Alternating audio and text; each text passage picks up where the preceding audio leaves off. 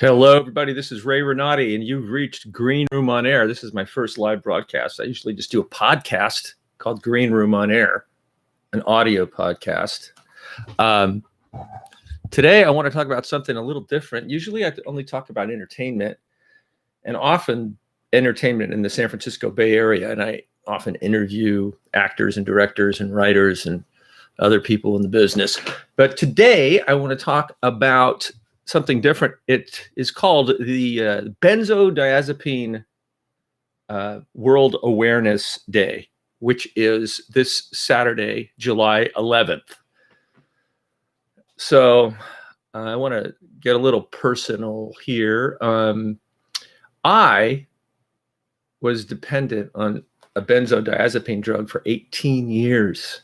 18 years. And if you don't know what benzodiazepines are, they are drugs that are used for sleep, panic disorder, muscle problems, and other things. And in the early 80s, doctors decided to start prescribing these to patients for years when it says right on the box, do not take for more than 2 to 4 weeks.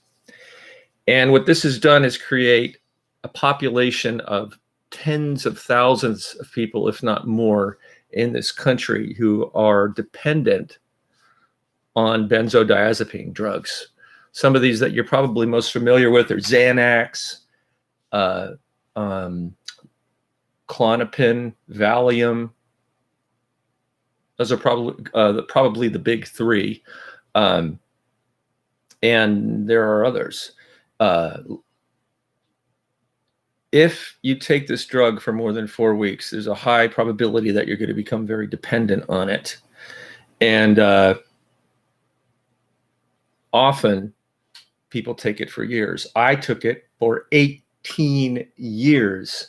And every doctor I had, when I talked about getting off of it, people would say, the doctors would say, oh, no, it's not worth it. Just stay on it. And then finally, I had a doctor who told me, you have to get off of it. You have to get off of it because it causes Alzheimer's. They just found this out. Boy, I'll tell you, you like my shirt? Breaking Bread. It's kind of a little worse for wear, but I love the show Breaking Bad. Anyway, causes Alzheimer's and other terrible things. I mean, hundreds of problems, and I was having some of these problems. I won't even get into it. They're just, believe me, there are hundreds. And I was just getting over a mild traumatic brain injury that I had recur 3 times with other bangs on the head in a car accident. And then I had to start tapering off of the Klonopin that I'd been taking for 18 years. Let me just put it this way. 2.5 years of living hell. I just took my last dose of Valium because I switched over to Valium about a month ago. And I'm still having all kinds of problems. I can't sleep, basically. I'll sleep a full night once I get totally exhausted because for 4 or 5 nights in a row, I hardly slept. I get headaches, weird anxiety stuff, OCD kind of things. These are all problems from having neurological damage done to your brain from benzodiazepines. And that's why we have World Benzodiazepine Awareness Day. And it's always on July 11th, and it's going to be on July 11th this year as well. And you can find their page on Facebook. I'll put a link in the notes. This Saturday, they are debuting for the world, although it's been at some film festivals already, the movie Medicating Normal. It's a documentary about this. And you can get tickets there on the Facebook page I'll link to. $10. I'm telling you, people need to get educated about this. Do you know who Jordan Peterson is? Look him up. A lot of people know who he is. He's a clinical psychologist, professor, a best-selling author. And this happened to him. And his doctor had him cold turkey off of it, which is stupid as hell because it can kill you. And it almost killed him. He had to go to Russia. His daughter found somebody in Russia to help him. And he almost died several times.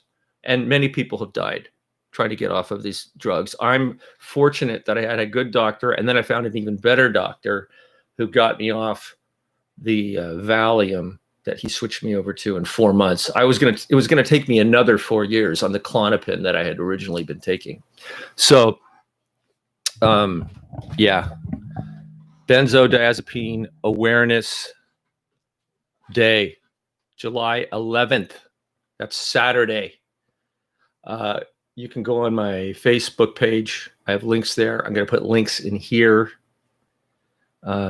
Check out the movie I'm going to watch on Saturday, Medicating Normal. Medicating Normal. It's like an hour and 15 minutes or something. You'll learn all about it. I just watched the trailer. It's really good. This needs to become more known in this country. We have the opioid crisis, and yeah, that's bad. But I'm telling you, almost everyone addicted to opioids is also addicted to benzodiazepines. And it's the combination of the two that kills people. And the benzos are much harder to get off of. I'm not trying to do any one-upmanship here. They just are. Theoretically, and a lot of people, if they're willing to go through the 4 or 5 days of hell, you can cold turkey heroin, the other opioids, 4 or 5 days, be done with it. You feel like you're going to die, but you probably won't. And then you're done. But benzodiazepines, no such freaking luck.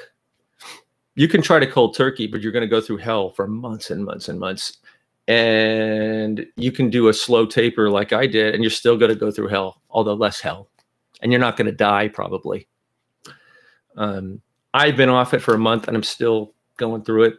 Last year, I directed a couple of plays. I acted in a couple of plays because I was determined to live a normal life. But I have to tell you, it was so hard to do. I remember the last play I did. It was very intense. And I had to drive hours to get there every day. I had to get up early in the morning and meditate for like 2 or 3 hours a day. 2 or 3 hours a day just to be able to get to the theater and do my job. And that is my job. I'm an actor. I wasn't going to quit. Once I went on the Valium, thank God for coronavirus, because I wouldn't have been able to work. It was so sedating. I was blitzoed all day long for 4 months, and then even after for a while. Now I just have bad insomnia. So anyway, folks, if you know anybody who is dependent on this drug, and that's another thing I want to talk about, dependency versus addiction. Most people who have a problem with benzodiazepines are dependent on the drug. They're not addicted. They're taking it as prescribed by their stupid ass doctors. Sorry to be so harsh, but these are stupid ass doctors. They all drank the Kool-Aid like Jim Jones's followers back in the 80s. And we're all paying the price.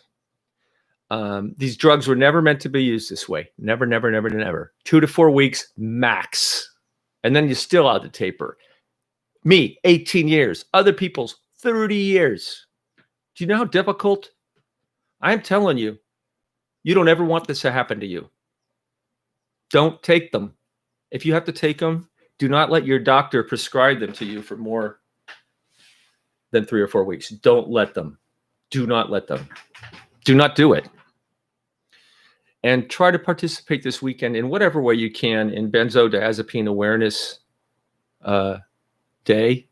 I am going to have it on my Facebook page, Ray Renati. It's just facebook.com/Ray.Renati, Renati. The links are there now. I'll put them on the YouTube video here. And we'll go to town. Hey, I got one. I think so. This is my first time on YouTube Live. I think I have one person watching. Hey, son of a gun. I figured I'd do it live, and then hopefully I can take this and put it in my podcast. What else? Just one other thing. I have been watching the show Homeland, starring Claire Danes and Mandy Patinkin, two completely different types of actors. since it started in 2011, and season 8, the final season, I think the last episode was back in April, I believe, but I just finished watching it. And if you haven't watched it, watch it. It's a great show. I know a lot of people think Claire Danes is over the top in her acting, but they're wrong. Okay. We're Americans and we're used to like super subtlety. Well, Claire Danes, everything shows on her face, and she has a very flexible, rubbery face, and her eyes show everything, but she's authentic. Mandy Patinkin is your classical, subtle actor, and he's great.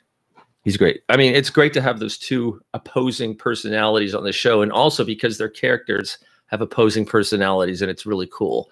And I will say this, the final episode of season 8, I would say, is the third best finale, third or fourth best finale I have ever seen in a TV show. I was on the edge of my seat the entire episode, and I did not see it coming, what happened at the end. I had no idea what was going to happen.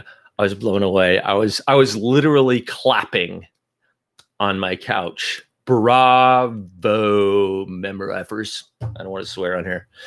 So, yeah, check it out. Homeland. Great show. Great show. Thanks so much for listening today.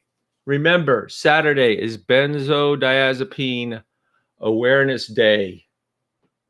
Check out the film Medicating Normal. I'll have all the links down there. And if you like this channel, press like and subscribe. It's brand new, although I've had my podcast for years. So those listening on the podcast, I'm also doing YouTube Live at the same time. This is an experiment. Thanks so much, everybody. Thanks so much for listening. And until next time, I will see you on the boards. Take care of yourselves. Bye-bye.